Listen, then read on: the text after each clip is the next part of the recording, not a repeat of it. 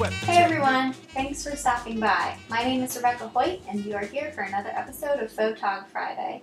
In the last video we talked about aperture, what it is and how much light that hole lets into your camera and how that affects exposure.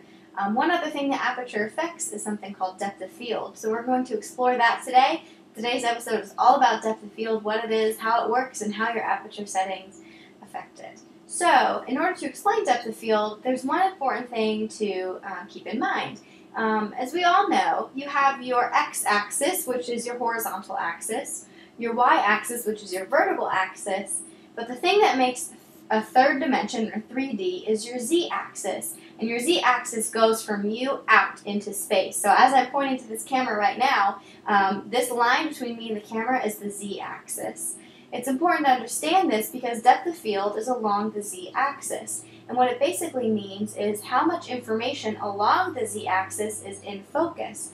The narrower the depth of field you have, the narrower the plane of focus going from the camera out that you have. If it's a wider depth of field or a greater depth of field, you will have more information in focus. So here's an example.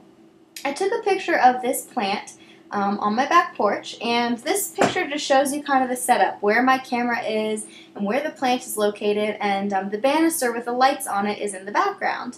This first picture I took at a very wide aperture, f1.4, and because of that I have an extremely shallow depth of field. I focused in on the word herb, and so the tag that says herb and a few of the cilantro leaves around it are in focus, but almost everything else along that from the camera out is out of focus, except those things right along the plane where the word herb is, which is where my point of focus is. On the opposite end of the spectrum, I then shot this picture at f16 at a very small aperture, which created a very great depth of field, or a wide depth of field as some call it, and as you can see here, nearly the entire picture is in focus.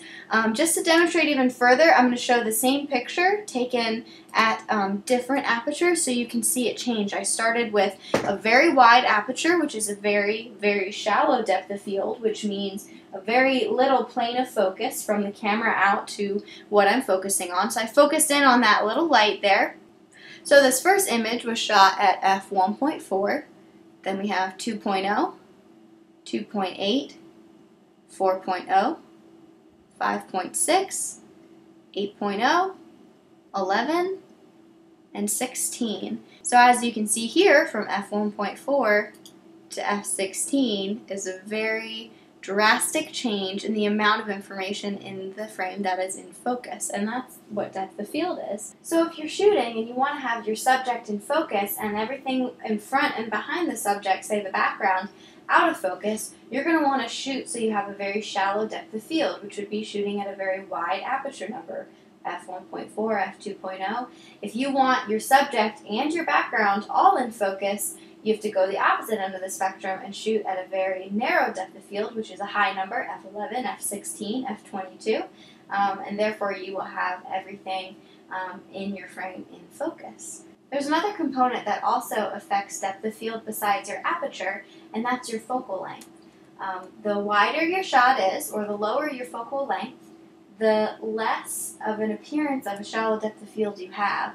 That's why when you see those pictures shot at a very long focal length, 200 millimeters, 400 millimeters, you get such a crazy shallow depth of field that background is super blurred when you're shooting at a very wide aperture. So here's an example. I took a picture of this bowl in my house, and this first shot was taken at with a 35 millimeter lens. As you can see, I shot this at f4.0 to have the background out of focus, but not so blurry that you couldn't tell what it was. So as you can see, there's a chair, there's a doorway, that's our bedroom in the background. And although it's blurred, it's out of focus, you know, you still have enough information that you can see what's there. I tried to frame the picture as similarly to this first one as possible. This next one was shot with a 50 millimeter lens, and yes, although the perspective changes and the background is compressed a bit more, if you don't pay attention to that aspect of it, but just pay attention to the content, you'll see here that the chair is a little bit more blurred than with the 35 millimeter. And then going one step further with an 85 millimeter, Yes, again, the background is even more compressed and it's framed slightly differently, but the content, there's more of an appearance of a shallow depth of field with a longer focal length than with a shorter focal length. As I go back and forth here, you can see, watch the door frame in particular. On the 85mm, it's very, very blurred. There's a little bit more of a structure, a little bit more of a line on the 35mm. The effects that focal length have on depth of field are pretty minimal in comparison to aperture, but it's at least good to know that it does have a small effect.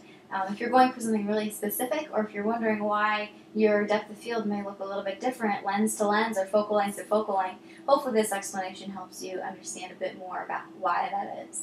I hope this information was helpful. I hope you enjoyed the video. I hope you'll come by next week. We'll talk about ISO and wrap up our discussion on exposure and all of those elements that affect exposure. But until next time, I hope you have a wonderful Friday and a fantastic weekend. Don't sweat the technique.